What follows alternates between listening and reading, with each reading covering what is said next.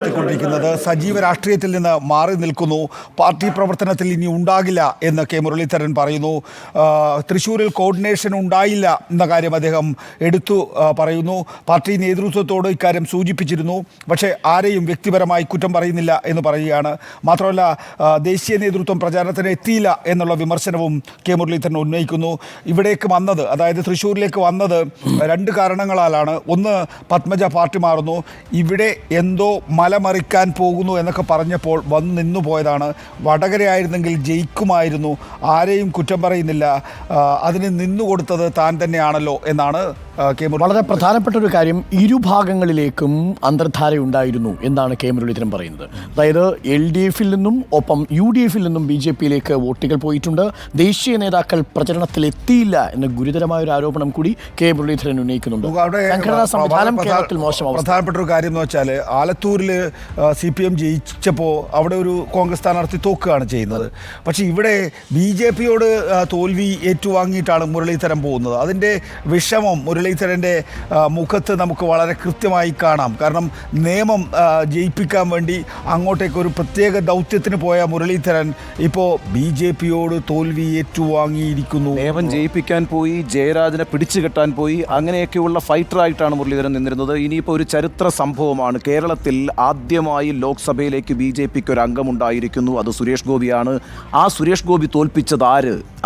സുരേഷ് ഗോപി ഇപ്പോൾ രണ്ട് തരത്തിൽ ചരിത്രത്തിൽ കേൾക്കുകയാണ്. അതായത് ഒന്ന്, മന്ത്രിയായി ആദ്യമായി ഉപതെരഞ്ഞെടുപ്പിൽ തോറ്റയാൾ. അതെ. രണ്ട്, കേരളത്തിൽ ആദ്യമായി താമര വിരിയിക്കാൻ BJP-ക്കെതിരെ അവസരം ഉണ്ടാക്കി കൊടുത്തു. പക്ഷേ അപ്പോഴും മുരളീധരൻ പറയുന്നത് 3 പ്രധാന പഞ്ചായത്തുകളുടെ പേരെടുത്ത് തന്നെ പറഞ്ഞുകൊണ്ട് പറയുന്നുണ്ട് CPM-ൽ നിന്നും വലിയ ഒഴുക്ക് പറയുന്നത്. കാര്യം കഴിഞ്ഞ തവണ രാജാജി മാത്യു നേടിയ വോട്ടിനേക്കാൾ 12,000 മറ്റോ വോട്ടുകൾ മാത്രമാണ് ഈ നിലവിൽ സുനിൽകുമാറിന് അധികം നേടാൻ കഴിഞ്ഞിട്ടുള്ളത്. അപ്പോൾ സ്വാഭാവികമായും സുനിൽകുമാർ എന്ന് പറയുന്ന സ്ഥാനാർത്ഥിയുടെ വ്യക്തിപ്രഭാവം വളരെ പ്രധാനപ്പെട്ട കാര്യമാണ്.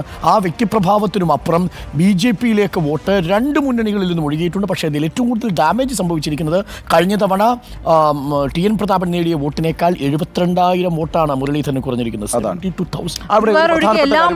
ഒരു കാര്യം, അതായത് ഈ പറയുന്ന ഈ തെരഞ്ഞെടുപ്പിന്റെ ആദ്യഘട്ടത്തിൽ തന്നെ TN പ്രതാപൻ വേണ്ട രീതിയിൽ അവിടെ പ്രവർത്തിക്കുന്നില്ല എന്നുള്ള വിമർശനം ഉന്നയിച്ചിരുന്നു പിന്നെ മുരളീധരൻ. എന്ന് മാത്രമല്ല, എന്നിട്ട് TN പ്രതാപനെ VM സുധീരൻ വിളിച്ച് സംസാരിക്കുകയും വളരെ ശക്തമായി പ്രചാരണത്തിന് ഇറങ്ങണമെന്ന് ആവശ്യപ്പെടുകയും ചെയ്തു. അതിനുശേഷമാണ് യഥാർത്ഥത്തിൽ TN പ്രതാപൻ ശക്തമായിട്ട് രംഗത്തിറങ്ങിയത്. നമുക്കറിയാമല്ലോ, TN പ്രതാപന് വേണ്ടി അവിടെ മതിലിൽ എഴുതുക വരെ ചെയ്തതാണ്, പോസ്റ്റർ അടിച്ചതാണ്, അങ്ങനെയുള്ള എല്ലാ പണികളും എടുത്തു കഴിഞ്ഞപ്പോഴാണ് പെട്ടെന്ന് TN പ്രതാപനെ മാറ്റുകയും മുരളീധരൻ അങ്ങോട്ട് വരികയും ചെയ്യുന്നത്.